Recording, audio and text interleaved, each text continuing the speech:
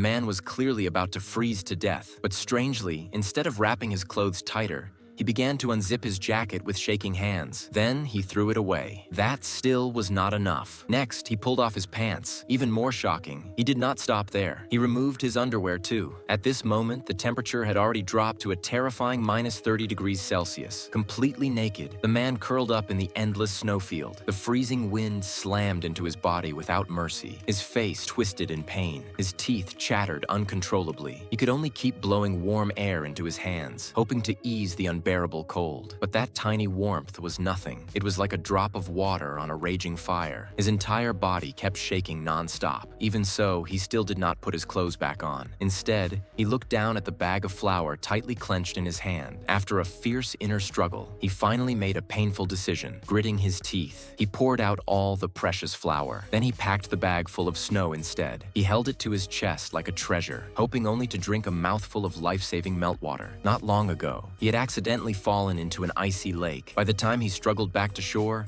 his clothes were completely soaked. To survive, he had no choice but to take them off and let them dry. But even when night fell, he still had not gotten a single sip of water. What made things worse was that when he shakily picked up his clothes, he realized they were still frozen stiff, not dry at all. All the frustration and despair he had been holding back finally exploded. He screamed hysterically at the sky, and at that moment, he suddenly thought he saw something. He could not believe his eyes. After checking again and again, he froze in place. On a distant mountain peak, there stood a house that looked warm. After 2 days trapped in the snow, hope finally appeared. Like a child, the man jumped and cheered naked in the snow, but the joy did not last long. The cold quickly punished him. To save energy, he put his wet clothes back on. Then he curled up inside a narrow rock gap. Staring at the distant house, he slowly fell asleep. The next morning, he woke up feeling surprisingly refreshed. The snow inside the plastic bag had fully melted into water. Even better, his phone and radio were still working. Everything seemed to be turning for the better. With confidence, he set off toward the house, partly hidden by clouds. But as time passed, the sunlight grew harsher. After 3 days without food,